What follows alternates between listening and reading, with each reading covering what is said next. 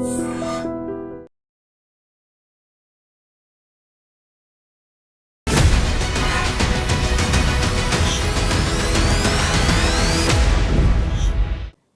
Welcome to iDream inside politics with కవిత.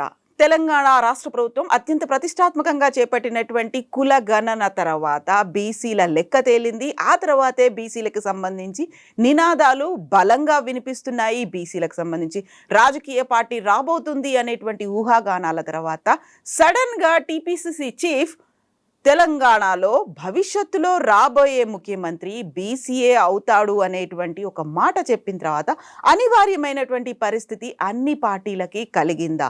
బీసీల మీదే focus పెట్టాల్సినటువంటి అవసరం ఏర్పడిందా? ఎట్ ద సేమ్ టైం బీసీలకి సంబంధించి లెక్క తేలిందా లేదా? మనతో పాటుగా ఉన్నారు కాంగ్రెస్ సీనియర్ లీడర్ ఇందిరా శోభన్ గారు. నమస్కారం అండి ఇందిరా గారు, ఎలా ఉన్నారు?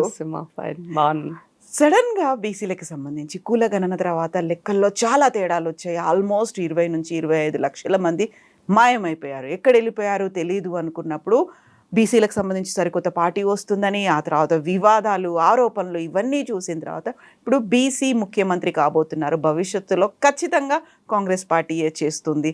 ఏమనిపిస్తుంది మీ చీఫ్ చెప్పిన తర్వాత? కులగణనకి రాహుల్ గాంధీ గారు కట్టుబడి ఉన్నారు.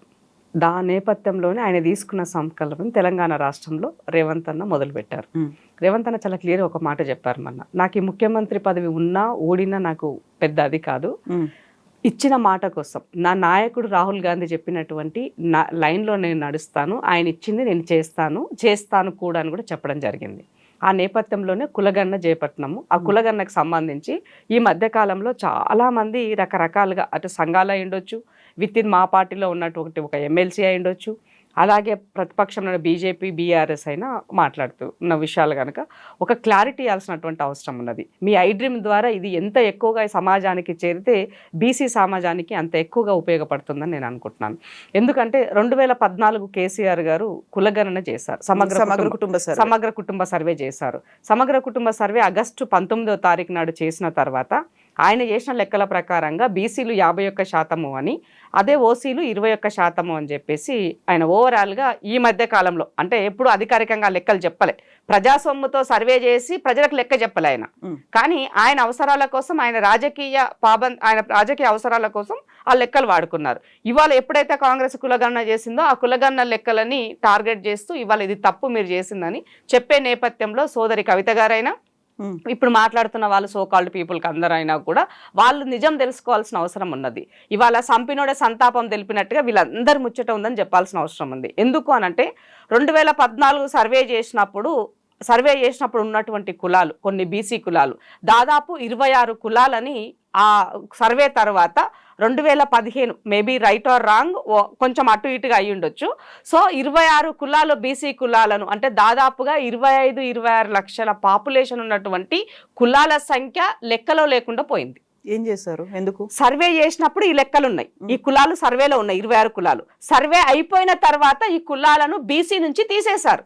బీసీ కులం నుంచి తీసేసినప్పుడు మరి నువ్వు 51% నా సంఖ్య అని తేల్చినప్పుడు మరి సంఖ్య ఇవాళ ఉండాలి కదా. మరి అంటే ఈ 26 కులాలకు సంబంధించినటువంటి మీరు వాళ్ళని తీసివేయడం ద్వారా ఇవాళ బీసీ సంఖ్య వచ్చినటువంటి దాంట్లో ఇవాళ తేడాలు ఉన్నాయని మీరు చెప్తున్న దానికి ఇది గమనించాలని చెప్పేసి నేను ఈ సందర్భంగా గుర్తు చేస్తున్నా. వాళ్ళని తీసేసి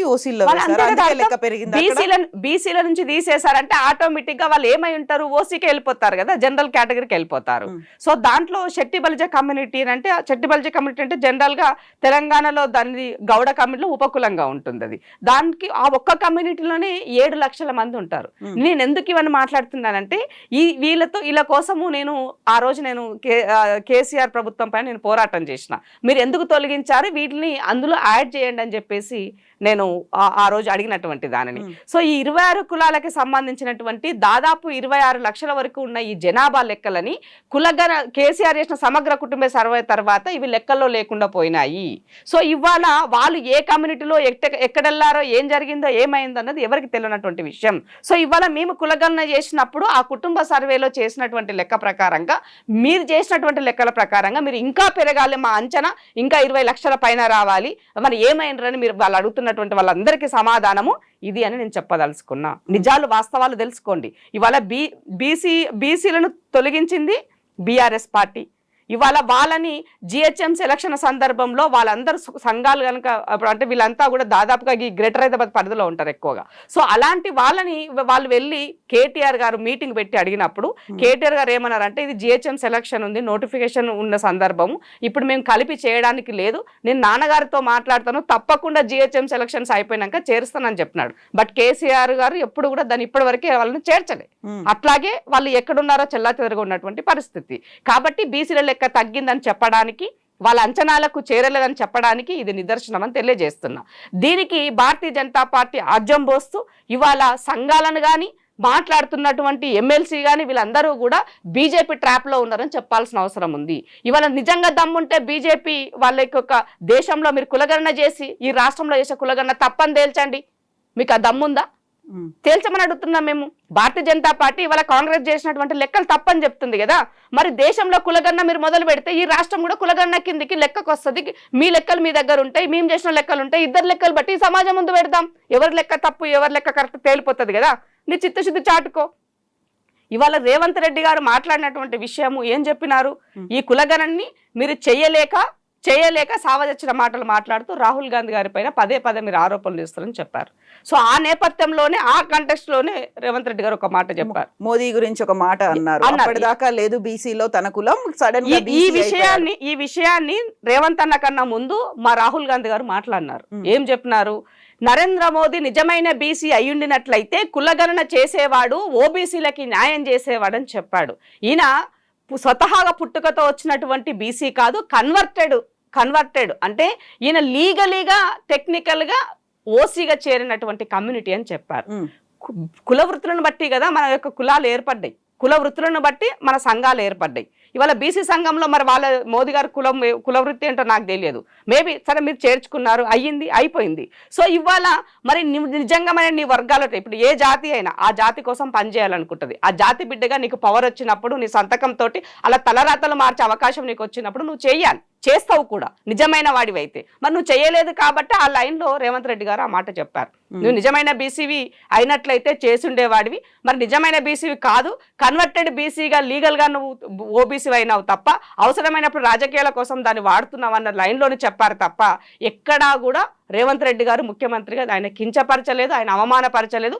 ఉన్న వాస్తవాలు మాత్రమే రేవంత్ రెడ్డి గారు చెప్పారు. ఇవాళ దాన్ని పూర్తిగా రాహుల్ గాంధీ గారి యొక్క క్యారెక్టర్ని, రాహుల్ గాంధీ గారి యొక్క కులము, రాహుల్ గాంధీ గారి యొక్క మతము ఆయన మీద పడి దుమ్మెత్తి పోస్తున్నారు. ఎందుకు? ఇవాళ ఈ దేశ పౌరుడిగా ఎవరు ఎక్కడైనా ఉండొచ్చు, ఎక్కడైనా బతకొచ్చు. ఇది నా కులం, ఇది నా మతం, ఇది నా వర్గం, ఇది నా వర్ణం అని చెప్పొచ్చు, చెప్పుకోకపోవచ్చు. ఇది నాకు రాజ్యాంగం ఇచ్చినటువంటి హక్కు. ఇవాళ రాజ్యాంగమే చెప్తుంది ఏమని? నో క్యాస్ట్ సర్టిఫికేట్ తీసుకోమని. నో క్యాస్ట్ సర్టిఫికేట్ తీసుకోమని చెప్తుంది. ఇంటర్ క్యాస్ట్ మ్యారేజ్ చేసుకుంటే అది నువ్వు భర్త క్యాస్ట్ అయినా భార్య క్యాస్ట్ అయినా ఎవరి క్యాస్ట్ అయినా నువ్వు తీసుకోవచ్చు అని చెప్తుంది. మరి అలాంటప్పుడు ఇవాళ రాహుల్ గాంధీ గారిని ఎందుకు టార్గెట్ చేస్తున్నారు మీరు? ఇవాళ మన ఫర్ ఎగ్జాంపుల్ తీసుకుంటే కేరళలో 80% నో క్యాస్ట్ సర్టిఫికేట్ మీద ఉన్న పాపులేషన్ ఉంది కేరళలో.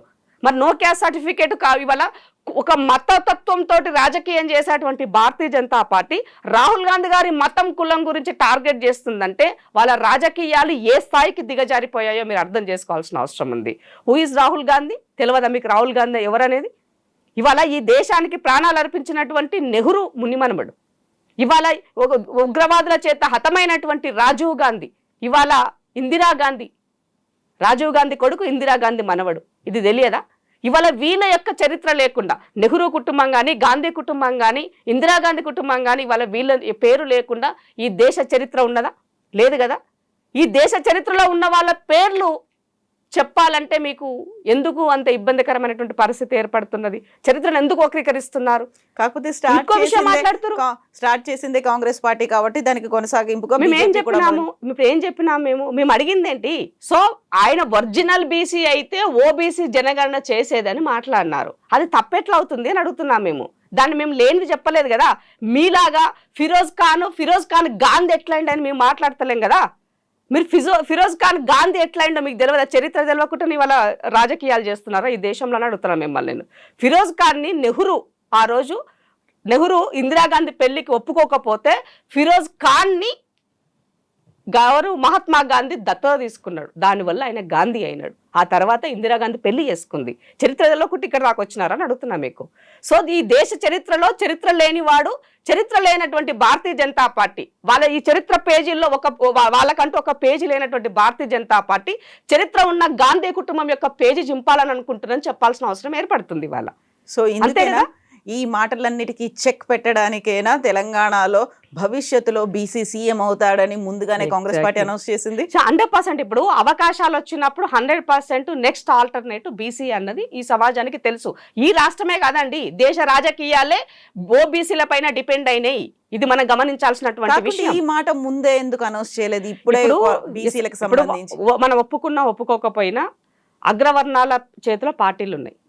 ఆ పార్టీలు ఉన్న సందర్భాలలో కొన్ని అవకాశాలు కింది వర్గాలకి వచ్చినప్పటికీ కూడా కొన్ని సందర్భాలలో అవి వాళ్ళ దగ్గరికి రాకుండా ఉన్నటువంటి రోజులు కూడా మనం చూస్తున్నాం.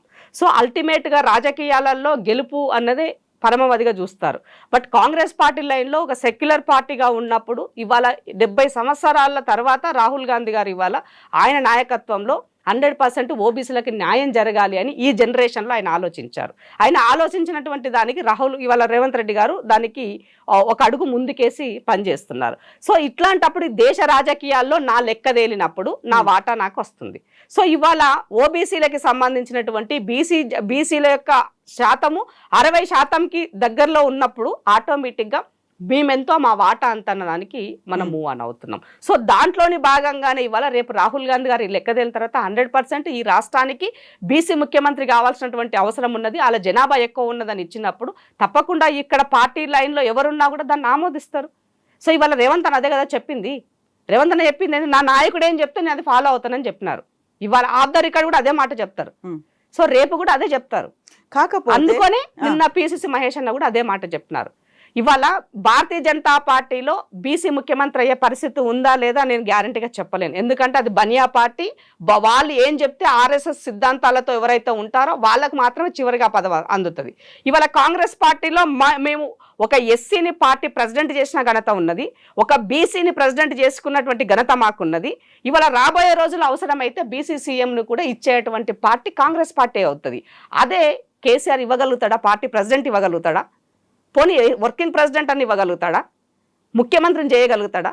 పోనీ డిప్యూటీ సీఎంను చేయగలుగుతాడా? ఒక దళితుని డిప్యూటీ సీఎం చేసి అవమానించి తొలగించినటువంటి చరిత్ర కేసీఆర్ది. దళితుని సీఎం చేస్తా అని చెప్పేసి ఆయన దళితుడై కూర్చున్న చరిత్ర కేసీఆర్ది. మరి ఇంకా ఈ రాష్ట్రంలో క్రెడిబిలిటీ ఉన్నటువంటి వాళ్ళు ఎవరున్నారు చెప్పండి? ఆల్టర్నేట్ కాంగ్రెసే కదా. చెప్పిన మాటకి చేయాలనుకుంటుంది, నిలబడుతుంది దానికోసం. ఎన్ని కష్టాలు వచ్చినా తను పురుటు నొప్పులు పడుతూ ఈ భరత భూమి పట్ల, ఈ భారత ప్రజల పట్ల తనకున్నటువంటి నమ్మకాన్ని, విశ్వాసాన్ని కోల్పోకుండా ఎన్నిసార్లైనా కూడా ఏమంటే చస్తూ బతుకుతూ ఇవాళ ఈ సమాజాన్ని బతికించడంలో కాంగ్రెస్ పాత్ర పోషిస్తుంది. ఇప్పుడు ఇవాళ ఈ తెలంగాణ ఏర్పడడంలో ముఖ్య భూమిక పోషించినటువంటి దాంట్లో పక్క రాష్ట్రం ఆంధ్రప్రదేశ్లో పార్టీ చచ్చిపోయినప్పటికీ కూడా ఇచ్చిన మాట కోసం సోనియా గాంధీ నిలబడి తెలంగాణ ఇచ్చింది. దట్ ఈస్ కాంగ్రెస్ పార్టీ అండి. ఇప్పుడు బీజేపీ గురించి అన్నారు. బీజేపీ ముఖ్యమంత్రిని చేయకపోవచ్చు, అధ్యక్షుడిని చేసే ఆలోచనలో ఉందని 2-3 బీసీ పేర్లే వినిపిస్తున్నాయి. అక్కడ బీసీ నిజంగానే వాళ్ళు అలా చేయాలి అని అనుకుంటే మనకు అన్నం ఉడికిందని మొత్తము పట్టి చూడాల్సిన అవసరం లేదు. మొన్న ఎలక్షన్ 2023 ఎలక్షన్లకి ముందు బండి సంజయ్ పార్టీ ప్రెసిడెంట్ ఉన్నాడు. సరే తొండికో మండికో భారతీయ జనతా పార్టీ ఈ రాష్ట్రంలో కార్యకర్తలు కాస్త ఉత్సవపరుస్తూ ఆ మతతత్వ పిచ్చిలో మాట్లాడుతూ బండి సంజయ్ అయితే కొంత ఆ పార్టీకి చేసినాడు కదా పని. మరి అట్లాంటి బండి సంజయ్ ఎలక్షన్ల ముందు ఎందుకు తీసేసినారు? ఓసీని ఎందుకు పట్టుకొచ్చినారు? కిషన్ రెడ్డి ఎందుకు వచ్చినాడు? దీన్ని బట్టి అర్థమైంది కదా మీకు ఈ బీసీల పట్ల మీకు ఎంత చిత్తశుద్ధి ఉందన్నది. బండి సంజయ్ని ఈ రాష్ట్రంలో ఆయనని పిసిసి పార్టీ ప్రెసిడెంట్గా తీసేసి కిషన్ రెడ్డి గారిని పార్టీ ప్రెసిడెంట్గా పెట్టినప్పుడే బీసీల పట్ల మీకున్న చిత్తశుద్ధి ఏందో అర్థమైంది. బీసీలంటే కేవలం మీరు మీ రాజకీయ అవకాశాల కోసం వాడుకునేటువంటి ఒక చిన్న ఏమంటారు పరకలాగా ఉపయోగించుకుంటారు తప్ప మీరు ఎప్పుడు కూడా బీసీలకు చేయరు.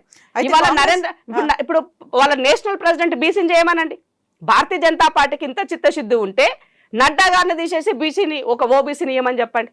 ఇప్పుడు బీసీ కాంగ్రెస్ పార్టీ కూడా సడన్ గా బీసీ నినాదం వెతుకుంది. అలాగే వీళ్ళు కూడా రియలైజ్ అయ్యి ఉంటారు కదా బీజేపీ కూడా. ఇప్పుడు ఎప్పుడు రియలైజ్ ఇంకా మీరు ఏం చేయలేదు కదా ఇప్పటి వరకు కూడా. రాష్ట్రంలో మీరు ఏమన్నా చేస్తే ఇప్పుడు నేను అంతెందుకు సోదరి ఒకటే మాట చెప్తా మీకు. ఈ దేశంలో 60% ఓబీసీ పాపులేషన్ ఉందని మీరు మాట్లాడుతారు కదా. మరి 60% ఉన్నటువంటి మాకంటూ ఒక మంత్రిత్వ శాఖను ఎందుకు ఏర్పాటు చేయలేకపోతున్నారు మీరు కేంద్రంలో? అది పెద్ద పనేం కాదు కదా మంత్రిత్వ శాఖ ఏర్పాటు చేయడం అనేది. సో ఓబీసీలకి సంబంధించిన సమస్యలు పరిష్కారం కావాలి అంటే దానికి ఒక సపరేట్ శాఖ ఉండాల్సిన అవసరం ఉంది. బీజేపీ ఓబీసీ మోర్చా అనేది ఒకటి పెట్టుకుంది, దానికి లక్ష్మణ్ గారు ఉన్నారు కదా జాతీయ అధ్యక్షుడిగా. ఇప్పుడు లక్ష్మణ్ అన్న దేనికి ఉన్నాడు జాతీయ అధ్యక్షుడిగా? ఓబీసీ మోర్చా నేషనల్ ప్రెసిడెంట్ గా మాత్రమే ఉన్నాడు. కానీ నేను ఆ ఒక పార్టీలో నీకు అనుబంధ సంఘంగా ఉండడానికి పనికొచ్చింది. కానీ దేశ రాజకీయాలను పాలించి అంటే ఎక్కడైతే చట్టాలు చేయబడతాయో, ఎక్కడైతే మా బతుకులు మార్చబడతాయో, ఎక్కడైతే ఏ కళానికి ఉపయోగం ఉంటుందో ఆ కలం ఇచ్చేటువంటి దగ్గరలో నా శాఖ ఎందుకు లేదని అడుగుతున్నా. పోనీ ఇవ్వండి. ఇప్పుడు రాజ్యసభ మెంబర్ గా లక్ష్మణ్ ఉన్నాడు కదా, లక్ష్మణ్కి ఇవ్వండి, ఓబీసీ మంత్రిత్వ శాఖ ఇవ్వండి, మేము యాక్సెప్ట్ చేస్తాం. అయితే ఇక్కడ కూడా తెలంగాణలో అంటే టెక్నికల్ గా చేయాల్సిన దగ్గరలో భారతీయ జనతా పార్టీ చేయదు. దాని అవసరం కోసం, దాని రాజకీయ అవకాశాల కోసం మాత్రమే అది నేను ఉన్నాను అన్నట్టుగా నటిస్తుంది భారతీయ జనతా పార్టీ తప్ప దానికి ఎక్కడ చిత్తశుద్ధి లేదన్నది సుస్పష్టం.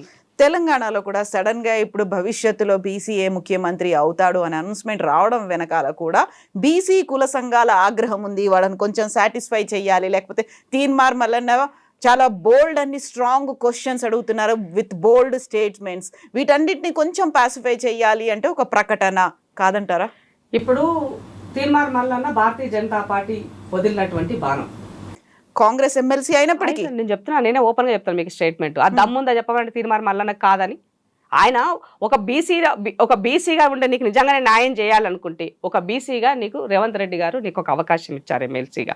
ఆ ఎమ్మెల్సీ అవకాశం ఇచ్చినప్పుడు నువ్వు ఎమ్మెల్సీ అయినప్పుడు చట్టసభల్లో మాట్లాడి చట్టం చేయాల్సిన దగ్గరలో నువ్వు మాట్లాడాల్సింది మాట్లాడకుండా బయట గాలి తిరుగుతూ గాలి మాటలు మాట్లాడితే అది యాక్సెప్టెన్స్ వస్తుందా నీకు? ఇప్పుడు ఇందిరా శోభన్ ఉన్నది, నేను బయట తిరిగి మాట్లాడితే నడుస్తుంది.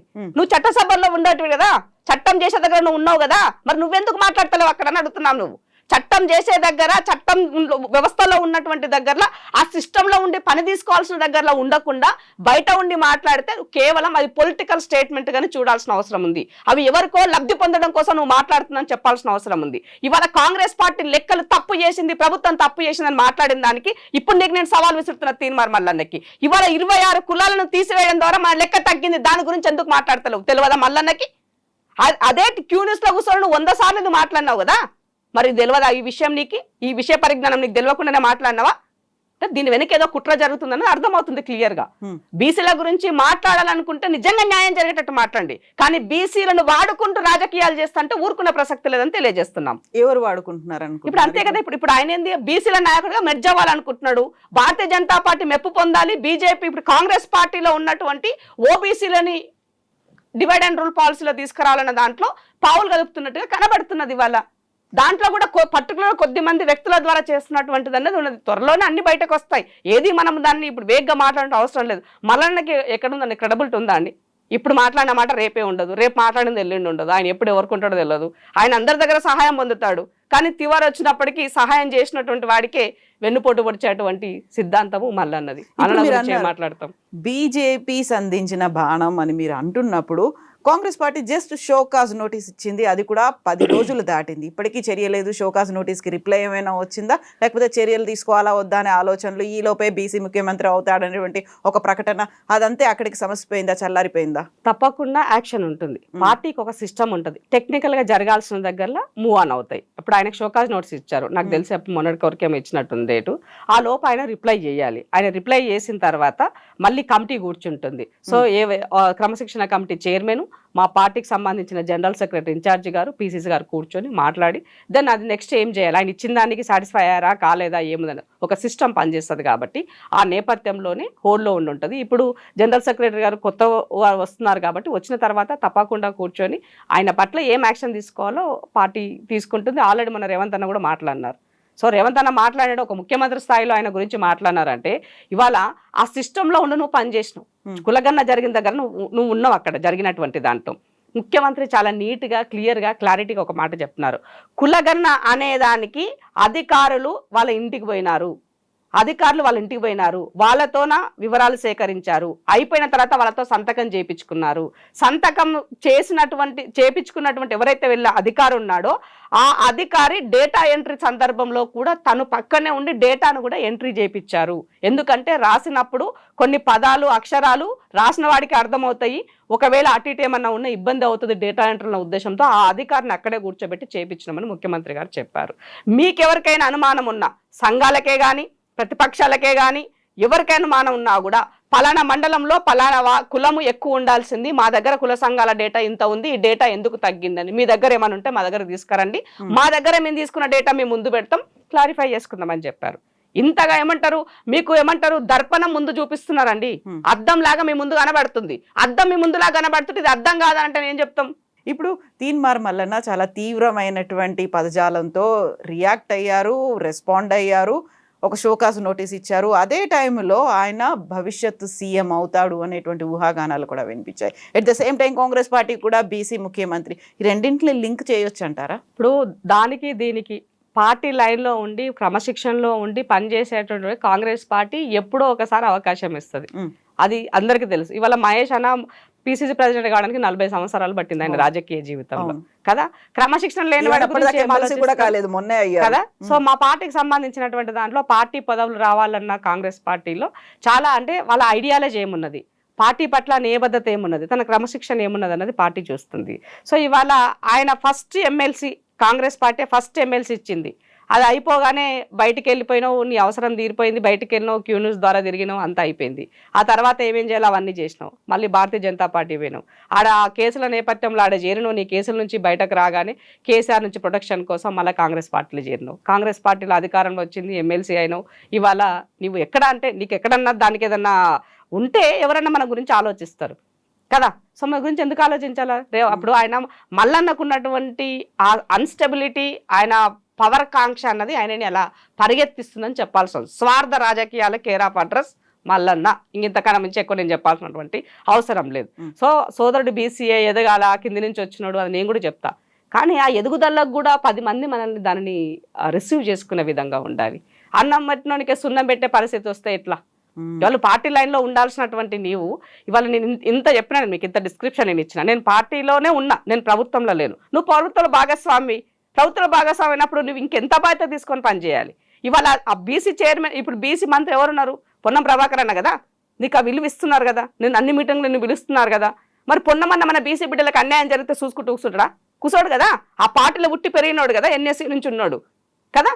మరి అలాంటప్పుడు మరి నీవెందుకు ఇంతగానం అంటే నామంతా ఏమంటారు తురుమే లేడు, నేను నా లెక్క ఎవడు మాట్లాడాలి అనుకుంటే ఎట్లా? అందరూ మాట్లాడగలుగుతారు, అవకాశాలు రావాలి అంతే. అవకాశం వచ్చినప్పుడు వాళ్ళ టాలెంట్ ఏందో వాళ్ళు చూపిస్తారు. అట్లా అని చెప్పేసి అయిన దానికి కాని దానికి అందరి మీద మాట్లాడి ఎక్కడ ఏ భూములే ఉన్నాయి, ఎక్కడ ఏమున్నాయి, ఎవరిని బ్లాక్మెయిల్ చేయాలి, ఏది కబ్జా పెట్టుకోవాలి, ఎవరికి ఏం చేయాలి, ఇవన్నీ రాజకీయాలు. అట్లా చేయాలనుకుంటే ఈ సమాజం ఏం కావాలి? 10 మందికి మనం శుద్ధులు చెప్తాం, మనం చేసేవన్నీ ఇలాంటి పనులు ఉంటాయి. ఎట్లా కదా, ఎన్ని కేసులు, బోల్డని కేసులు వచ్చినాయి. ఆయన దగ్గర వ్యవస్థలో పనిచేసి వచ్చిన వాళ్ళు బయటకు వచ్చి మాట్లాడినారు, చాలా మాట్లాడున్నారు. ఇప్పుడు భవిష్యత్తులో బీసీ సీఎం అంటే ఈ దఫా అంతా రేవంత్ రెడ్డి కొనసాగుతారో, ఆ తర్వాత భవిష్యత్తు అంటే 5 ఏళ్ల కాలమే కాంగ్రెస్ పార్టీకి ఇవ్వడం ఎక్కువైపోయింది. ఏం నష్టపోయారో ప్రజలు తెలుసుకున్నారు. నెక్స్ట్ రాబోయేది ఖచ్చితంగా బీఆర్ఎస్, కేసీఆర్ఏ సీఎం అవుతారు అనేది, నేను గట్టిగా కొడితే ఎవరు నిలబడలేరు అనేటువంటి మాటతో పాటుగా కార్యవర్గ సమావేశాలు, మీటింగ్లు, భవిష్యత్ కార్యాచరణ, ఇవన్నీ కూడా కేసీఆర్లో అంతర్మదనం కొనసాగుతుంది. ఎట్ ద సేమ్ టైం అక్కడ పార్టీ మీటింగ్లు, ఇంటర్నల్ మీటింగ్లో చర్చ జరుగుతోంది. ప్రజలు కూడా కేసీఆర్ఏ రావాలని కోరుకుంటున్నారు. కాబట్టి మీరన్నటువంటి ఈ బీసీ సీఎం జరగదు అనే మాట వస్తోంది, ఏమంటారు? బీసీ సీఎం అనేది 100% ఈ రాష్ట్రంలో రాబోయే రోజుల్లో చూస్తారు. మీరు ఇప్పుడు మనం మాటలు చెప్పడం కన్నా కూడా ప్రాక్టికల్ గా కాంగ్రెస్ నుంచి అవుతుంది. మిగతా పార్టీలు ఎవరికి కేసీఆర్ ఇస్తాడా? కేసీఆర్ చేస్తాడా? చేయడు కదా. భారతీయ జనతా పార్టీ చేస్తుందా? చేయదు కదా. 100% కాంగ్రెస్ చెప్పగలుగుతారు. ప్రజలు 14 నెలలకే విరక్తి వచ్చే పరిస్థితిలో ఉన్నారు అనుకుంటే ఎట్లా? కేసీఆర్ 10 సంవత్సరాలు పాలించి 10 సంవత్సరాల్లో రేవంత్ అన్న దెబ్బ కొడితే ఫామ్ హౌస్ కి పరిమితమై 14 నెలలు అయింది విలువలు ఆడుతున్నాడు బయటకు రావడానికి. అందుకనే కేసీఆర్ ఆయన దెబ్బకు ఉడదెబ్బ అన్ని దెబ్బలు కొట్టినాయి ఆయనకి, రేవంత్ అన్న దెబ్బకు. అది ఆయన అర్థం చేసుకోవాలా. ఇవాళ ఈ సమాజంలో ఒక ప్రతిపక్ష పాత్ర పోషించాల్సినటువంటి నీవు రాజకీయాల్లో పవర్ ఉన్నా లేకపోయినా కూడా మన బాధ్యత ఒక లెజిస్లేటివ్ మెంబర్గా ఉన్నప్పుడైనా నీ బాధ్యత నువ్వు నిర్వర్తించాలి. కానీ కేసీఆర్ ఎప్పుడూ కూడా పరిస్థితులు అనుకూలంగా ఉంటే నేను షేర్ ఖాన్ అంటాడు, ప్రతికూలంగా ఉన్నాయనుకో మూసుకొని వంతాడు. అది కేసీఆర్ నైజం. కాబట్టి మనం కేసీఆర్ ఈ మంత్ ఎండ్ లో కార్యవర్గ సమావేశాలు ఉన్నాయి, ఆ తర్వాత ఏప్రిల్లో టిఆర్ఎస్ పార్టీ ఆవిర్భావ సమావేశాలు, ఆ తర్వాత కార్యకర్తలు ఆందోళనలు ఇవన్నీ ఉన్నాయి. సంపాదించిన డబ్బు మస్తున్నది సోదరి, బోల్డ్ అంత డబ్బు ఉన్నది. అది ఏం చేయాలో అర్థమైతలేదు. దోచుకొని దాచుకున్న పైసలు అదేమున్నది, మీటింగ్లు పెట్టుకోవచ్చు, మంచి భోజనాలు పెట్టుకోవచ్చు, పంచభక్ష పరమాణాలు తినొచ్చు, మాట్లాడుకోవచ్చు, తిరగొచ్చు. ఇప్పుడు ఎక్కడైనా వాళ్ళు తిరిగిన చోట పబ్లిక్ నుంచి వాళ్ళకి రెస్పాన్స్ వస్తుందా? పోనీ వాళ్ళ పార్టీ కార్యకర్తలైన వాళ్ళతో తిరుగుతున్నారా? కొద్ది మంది మాత్రమే వాళ్ళతో ఇప్పుడు కాంగ్రెస్ పార్టీ అధికారంలో ఉన్నది. కాంగ్రెస్ పార్టీ అంటే ఇది ప్రజల ప్రభుత్వం అనుకుంటారు. చాలా ఎక్స్పెక్టేషన్స్ ఉన్నాయి ప్రజలకి. ఎందుకంటే కేసీఆర్ దగ్గర కన్నా ఏమి కేసీఆర్ కనీసము మమ్మల్ని పలకరించే పరిస్థితిలో కూడా లేకుండా పోయినాడు. కానీ అదే కాంగ్రెస్ అయితే పబ్లిక్ తో మమేకమై తిరుగుతుంది అందరి. ఇవాళ కాంగ్రెస్ ఏం చేయలేదో చెప్పండి మీరు. ఈ 14 నెలల్లో తను చేయాల్సిన కేసీఆర్ రుణమాఫీ, రైతు రుణమాఫీ 10 సంవత్సరాల అధికారంలో ఉండి 26,000 కోట్లు కేసీఆర్ చేస్తే నేను 14 నెలల్లోనే 22,000 కోట్ల రూపాయలు నేను రుణమాఫీ చేసిన. ఒక్క సంవత్సరం నేను 22,000 చేసినాను, 10 సంవత్సరాలు 27,000 కోట్లు చేసినావు. మరి నీకు నాకు తేడా లేదా? కనిపిస్తలేదా? 100% జెన్యూన్ డేటా అండి. మీరు కావాలంటే మీరు ఏ సైట్ లోనైనా మీరు వెతుక్కోవచ్చు. తీసుకున్నటువంటి వాళ్ళకి 100% తీసుకున్న వాళ్ళు ఎవరు కూడా తీసుకున్నామని చెప్పరు. రానటువంటి వాళ్ళు టెక్నికల్ గా ప్రాబ్లం ఉన్నటువంటి వాళ్ళు అయ్యో మాకు రాలేదని బాగుంది. ఇవాళ రైతు బంధు పైసలు 3 ఎకరాల వరకు పడ్డాయి, మిగతా వాళ్ళు కూడా పడుతున్నాయి. ఇవాళ ఏమంటారు మన ట్రాన్స్పోర్ట్కు రిలవెంట్ గా ఉన్నటువంటి మహిళలకు ఇచ్చేటువంటి ఉచిత బస్సు ద్వారా ఇవాళ ఆర్టీసీ లాభాల్లో వెళ్తున్నది. దాదాపు 3,470 కోట్ల రూపాయలు ఇవాళ ఆర్టీసీకి ప్రభుత్వం నుంచి వెళ్ళింది. అది కార్పొరేషన్ కదా, ప్రభుత్వం నుంచి వాళ్ళకి వెళ్తున్నటువంటి పరిస్థితి. మహిళలకు బెనిఫిట్ అవుతున్నది. ఇవాళ దీంట్లో సిలిండర్ ధరలు మనం ముందు కూడా మాట్లాడినాం. సిలిండర్ 500 రూపాయలతో అది వాళ్ళకి నా మహిళలకి ఆడబిడ్డలకి బెనిఫిటే కదా. ఇవాళ ఒక కరెంటు బిల్లు 200 యూనిట్లు అంటే దాదాపు 2,150 రూపాయలు ఒక ఇంటికి అది బెనిఫిట్ అవుతున్నది. మరి ఇవన్నీ కనబడతలేవా అని అడుగుతున్నాను నేను. మాకు చెప్పుకోనికి అసలేదు అంతే. కాంగ్రెస్ పార్టీ పని చేస్తుంది. ఇప్పుడు వాళ్ళు ఏంటి, వాళ్ళ సోషల్ మీడియాలో అబద్ధాలు అతికినట్టు ప్రచారం చేస్తున్నారు. ఇవాళ మేము చేసినటువంటి నిజాలు వాస్తవాలు కూడా ఇంకా సమాజం వైపుకి ఇంకా ధీటుగా తీసుకెళ్ళలేకపోతున్నాం. నిన్న మా పీసీసీ గారు అదే చెప్పారు, మహేష్ అన్న. సో మన కార్యకర్తలే మనమే చాలు, వారియరే మన పెద్ద వారియర్ టీం అవుతుంది. మీరు గ్రౌండ్ లో క్షేత్రస్థాయిలో వెళ్ళండి, ప్రజలకి మనం చేసిన పనులు చెప్పండి. రానటువంటి వాళ్ళకి ఎందుకు రాలేదో టెక్నికల్ గా జరగాల్సినవి ఏమున్నాయో వాటి గురించి మీరు పర్యవేక్షణ చేయండి. మనం ప్రతిపక్షమైనా పాలక పక్షమైనా ప్రజలకు జవాబుదారిగా ఉండేటోళ్ళం మనం అని చెప్పారు ఆయన. సో కాబట్టి మనం ఆ లైన్ లో ముందుకు వెళ్లాల్సినటువంటి అవసరం ఉందని చెప్పారు. ఇవాళ రైతు కమిషన్ ఏర్పాటు చేసినాం, అగ్రికల్చర్ మన ఏమంటారు ఎడ్యుకేషన్ కమిషన్ ఏర్పాటు చేసినాం. ఈ కమిషన్లతో కాలయాపన చేయట్లా. వాళ్ళు కమిషన్లతోటి తిరుగుతున్నారు. ఎక్కడ ఏముంది, వ్యవస్థల లోపాలు ఏమున్నాయి ఎప్పటికప్పుడు ఇచ్చి సెటరైట్ చేసుకుంటున్నారు. ఇవాళ 10th క్లాస్ చదివే పిల్లలకు, స్కూల్కి వెళ్ళేటువంటి పిల్లలు ఎగ్జామ్స్ మూమెంట్ పిల్లలు స్ట్రెయిన్ అవ్వద్దు అని చెప్పి సాయంత్రం టైంలో వాళ్ళు స్కూల్లోనే ఉండి వాళ్ళకి స్టడీ అవర్స్ టైంలో వాళ్ళకి స్పెషల్గా ఫుడ్, మంచి డైట్, న్యూట్రిషన్ ఫుడ్ ఇస్తుంది వాళ్ళ గవర్నమెంట్ స్కూల్స్లో ఉన్నటువంటి పిల్లలకి. సో మార్పులు జరగలేదా? డైట్ ఛార్జెస్ 400% డైట్ ఛార్జీలు పెంచున్నాం. ఇవాళ వాళ్ళకి ఉన్నటువంటి మెన్యూ కాస్ట్ ఏదైతే ఉందో దాన్ని 40% పెంచున్నాం.